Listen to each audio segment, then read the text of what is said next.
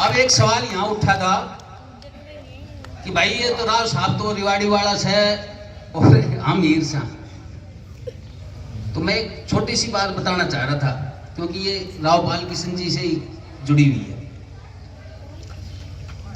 भाई थारा जो बुजुर्ग थे ना वो मर्द थे, इसलिए जो अहिरवाल की जितनी भी सीमाएं हैं उनमें लड़ाका आदमी बसाए जाते थे। एक किला बसाया शाहजहांपुर में, वहां पे जो है जो लड़ाका को जो है परिवार थे वहां बसाए।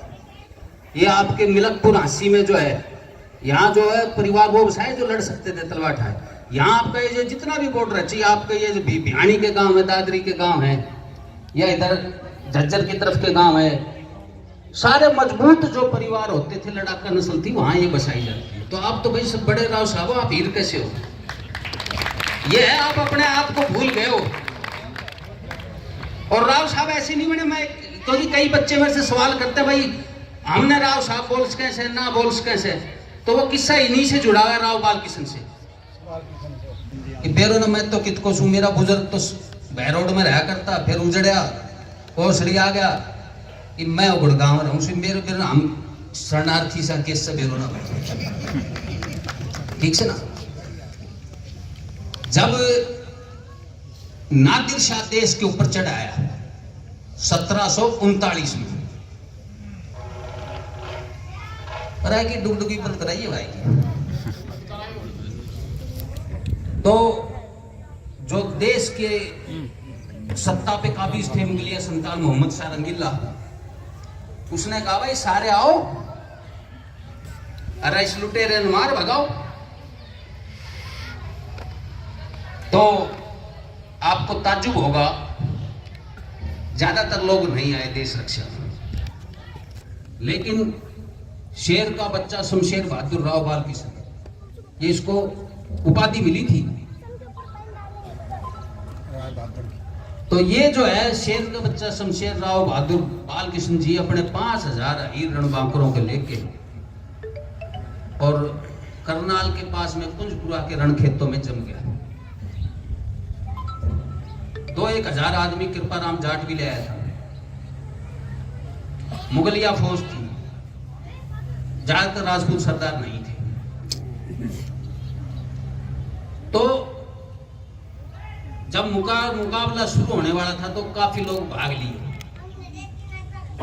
वहां डटे ही नहीं।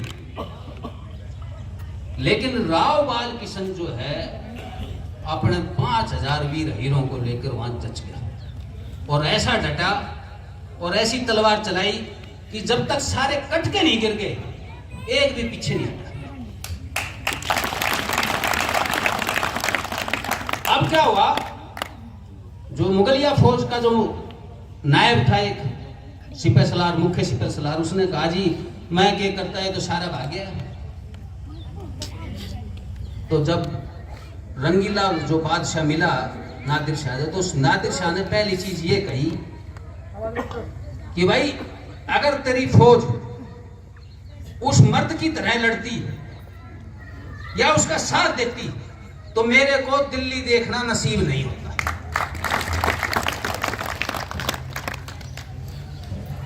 अब ये जब बात मुगल बादशाह को पक्का होगी कि भाई जब दुश्मन तारीफ कर रहा है तो इसका मतलब भाई तगड़ा लड़ाका था। तो राव बाल किशन के भाई राव गुजरमल को बुला के कहा गया कि भाई राव साहब आज से आपका जो नगाड़ा है वो लाल किले तक बचेगा और किसी का नहीं, और आपको अब राव बहादुर बनाया जाता है राव साहब, और आपको हिसार की बावनी भी दी जाती है साथ में। तो हिसार की बावनी जो है मिल की, तो राव साहब अपने लोगों के साथ आए। तो उस बावनी पे पहले काबिज था एक बलोच, मुसलमान होता बलोच।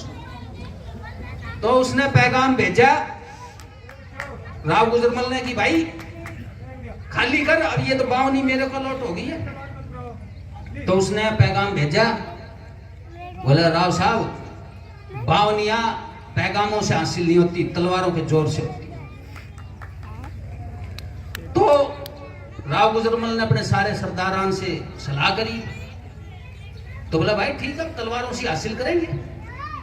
तो जब मोर्चा जमा तो एक रात पहले एक फकीर वहां मौजूद था।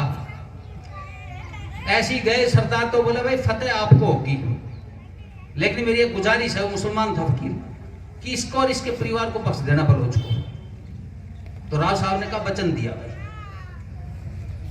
अगले दिन जब दोनों तरफ आमने सामने फौजें जमा हुई तो ये सारे बलोच सरदार ऊपर से नीचे तक बख्तरबंद में लोहे में ढके हुए। तो राव गुजरमल ने कणीना के बड़े सरदार थे, उनको कहा कि भाई कैसे मारेंगे इनको, तो ऊपर से नीचे तक लोहे में ढके हुए हैं। तो राव साहब और कुछ नहीं, सुसरा का कुल्ला तो खाली से, हम कुल्ले में नीचे मारेंगे इनके, नीचे मतलब भाले, आप नगाड़ा बजवा दो। और फिर जब ऐसी जबरदस्त लड़ाई हुई और फौज अहीर ने वहां थोड़ी देर में मोर्चा फतेह कर दिया और उसको नवाब को बंदी बना लिया और जो फकीर के दिए हुए वचन को मानते हुए उस पूरे परिवार को यहाँ फर्रुखनगर में बसाया था। 5 गांव दिए राव साहब ने।